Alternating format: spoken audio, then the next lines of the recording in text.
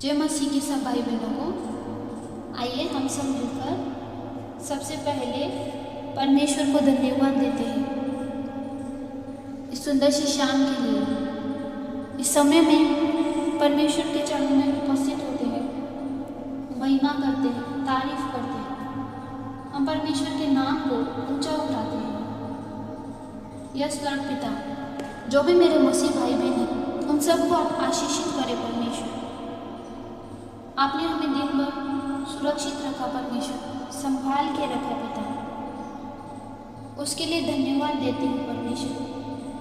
जितने भी मेरे मसीह भाई बहन हैं इस प्रार्थना को सुन रहे हैं, इस चैनल को सब्सक्राइब करें, लाइक करें, शेयर करें, कमेंट करें और इस चैनल को शेयर करें ताकि ये प्रार्थना और भी लोगों तक पहुँचे और भी लोग इस प्रार्थना में जुड़े, परमेश्वर के आशीष को पाए, परमेश्वर के चमत्कार को देखें, उनके ऊपर परमेश्वर की आशीष आए, चंगाई आए, छुटकारा मिले उन सबको। चलिए प्रार्थना में जाने से पहले हम सब मिलकर ये वचन पढ़ते हैं। नीति वचन 4:1।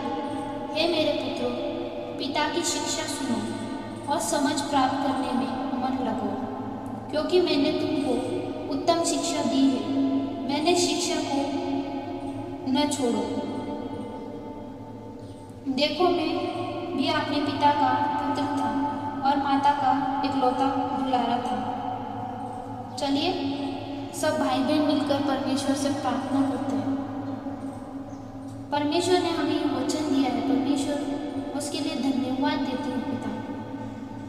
परमेश्वर की शिक्षा को सुनो। परमेश्वर ने जो हमें वचन दिया है वो वचन को पढ़े, उसको समझे, उसको समझने के लिए अपने मन को उसमें लगाओ, क्योंकि परमेश्वर ने हमें उत्तम शिक्षा दी है और जो उन्होंने हमें शिक्षा दी है उसको छोड़े मत, क्योंकि प्रभु ने हमें अपने राज्य में लेके आए हैं। उन्होंने हमें चुना है। जैसे हम अंधकार में डूबे हुए थे, प्रभु ने हमें उस अंधकार से निकाला है, उजाले की तरफ लेके आया है परमेश्वर। तो परमेश्वर ने जो हमें वचन दी है, आज्ञाएं दी है, हमें उसका पालन करना है, क्योंकि परमेश्वर पवित्र है। परमेश्वर वो जीवित खुदावन परमेश्वर है, उनके जैसे कोई भी नहीं है। जो भी भाई बहन सोचते हैं अपने मन में कि परमेश्वर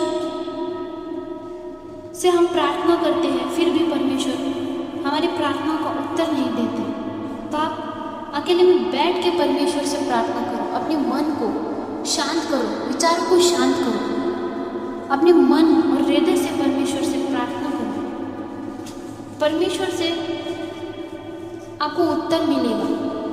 आप शांत होकर पिता से प्रार्थना करो, अकेले में बैठ कर परमेश्वर की बातों को सुनो।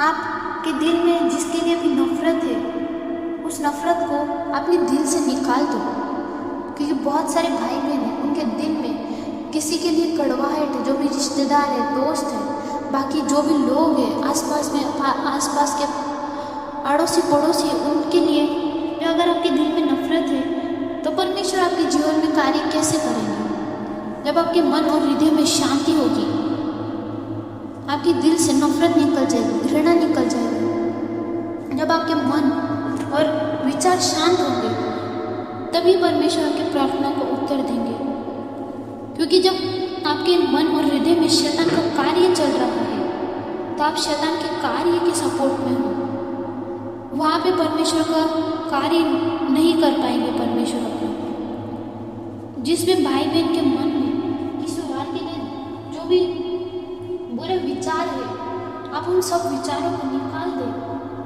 किसी से नफरत नहीं करें। परमेश्वर ने हमारे पापों के लिए अपने इकलौते पुत्र को कुर्बान कर दिया। यीशु मसीह इस धरती पे आए, गरीब बने, उन्होंने क्रूस को उठाया है हमारे पापों को। वो क्रूस पे बलिदान हो गए, उनको कितने कोड़े मारे गए, चाबुक मारे गए, खीले ठोके गए, फिर भी परमेश्वर के जो भी पुत्र है यीशु मसीह, उन्होंने पिता से कहा, परमेश्वर ये लोग नादान हैं, क्या करने जा रहे हैं। आप इन सबको क्षमा करें। परमेश्वर पिता ने, यीशु मसीह ने हमारे पापों को क्रूस पे लिया और वो बलिदान हो गए, हमें पाप मुक्त किया। जाने अनजाने में अभी भी हमसे जो गलती हो जाती है उसके लिए हमें प्रभु से क्षमा मांगनी चाहिए। हमें प्रभु की संगति करनी चाहिए, उनके वचन को सुसमाचार में आगे बढ़ना चाहिए। जो भी मेरे मसीह भाई बहन, आप वचन को पढ़ें, सुसमाचार को लोगों तक पहुँचाएं। जब वचन पढ़ेंगे तो परमेश्वर आपके जीवन में कार्य करेंगे।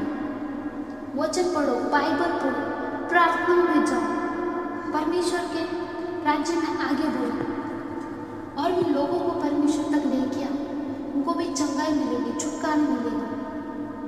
और ऐसे ही करके शैतान का राज्य इस दुनिया से निकल जाएगा, परमेश्वर का राज्य आएगा। हे सेनाओं के लोग, आप हमें सामर्थ्य दें, हम आपके राज्य को और भी लोगों तक पहुँचाएं।